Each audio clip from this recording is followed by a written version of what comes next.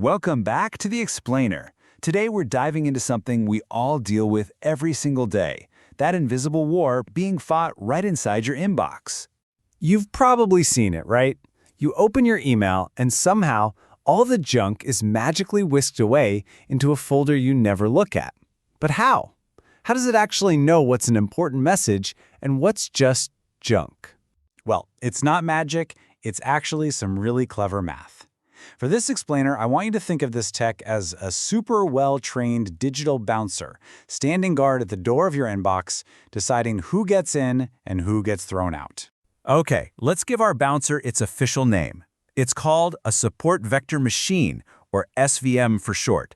And at its heart, an SVM is just a machine learning algorithm that is absolutely brilliant at one thing: finding the best possible line to separate two different groups of things. Its entire job is to draw a clear line in the sand. So what two groups is our bouncer sorting? It's pretty simple.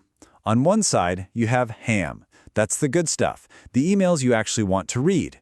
And on the other, spam, all the unwanted messages. The bouncer's only job is to figure out how to tell them apart. So how does it separate them? Well, it draws a line. But in the world of machine learning, that line gets a fancy name, the hyperplane. The easiest way to think about it is like the bouncer's velvet rope. You're either on the guest list side of the rope or you're not getting in. Simple as that. But who decides where that velvet rope goes? That's the job of what we call the support vectors. These are the most important emails in the whole training process. Why? Because they're the ones closest to that dividing line. They're like the people standing right up against the rope, and their position alone decides exactly where that rope is placed. Now, the SVM isn't just trying to draw any line. It wants to create a nice, big buffer zone. This empty space is called the margin, and it's the gap between the velvet rope and those critical emails on either side. The whole goal of the algorithm is to make this margin as wide as it possibly can. The wider the margin, the more confident our bouncer is in its decisions. Okay, so we've met our bouncer, we know about his velvet rope and his buffer zone, but how does this thing actually learn to tell a good email from a bad one to begin with? It all comes down to the training. It's basically a 5-step process. First, we just load up a bunch of emails that are already labeled as either ham or spam. Second, and this is super important, we have to translate all those words into numbers so the computer can understand them.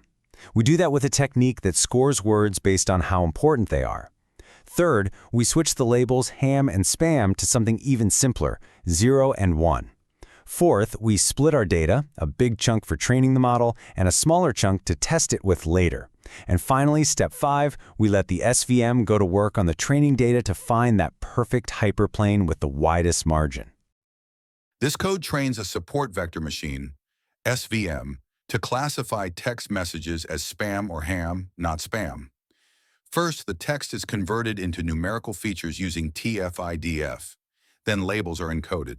The data is split into training and testing sets, and an SVM with a linear kernel is trained. The model achieved about 88% accuracy. The classification report shows that ham messages are detected very well, but spam detection recall is lower, meaning some spam is missed. Finally, we reduce data to 2D using PCA and plot the decision boundary, showing how the SVM separates spam and ham with a hyperplane and margins. All right, training's over. Our bouncer has hit the books. Now for the really fun part. We actually get to peek inside the bouncer's brain and see a map of how it makes its decisions. Before we look at the map, here's a quick key. That solid green line you'll see? That's the velvet rope, the hyperplane. The dashed lines on either side, that's our safety zone, the margins. And then you'll see a bunch of dots. Blue dots are the good ham emails, and red dots are the spam. And this quote really just sums up the entire mission perfectly. You're trying to draw a line that creates the absolute widest possible street between the spam and the ham. The more separation, the better. So, the map looks great, the separation seems clear, but it all comes down to one simple question. Did it actually work? Is our bouncer any good at its job? Time to check its performance. And the results are in. The overall accuracy of this model comes out to 88.75%. Now that sounds pretty solid, but, accuracy alone doesn't always tell the whole story. So let's look a little deeper at its report card. For ham, the good emails, the recall is 1.00. That's a perfect score. It means our bouncer didn't block a single legitimate email. Every real guest got in. But now look at spam. The recall is only 0.25. What that means is our bouncer only caught 1 out of every 4 spammers. The other 3 got to slip right by because it was so worried about not making a mistake with the real guests. So here's the bottom line. Our digital bouncer is extremely cautious. It is absolutely terrified of blocking an important email.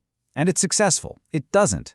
But because it's so careful, it ends up letting a whole lot of party crashers, a whole lot of spam, sneak right past the rope. And that really gets to the heart of the trade-off with spam filtering.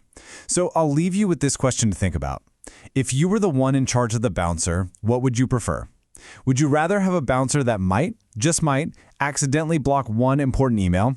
Or would you rather have one that guarantees all your important stuff gets through, but you have to deal with a few more annoying spam messages in your inbox?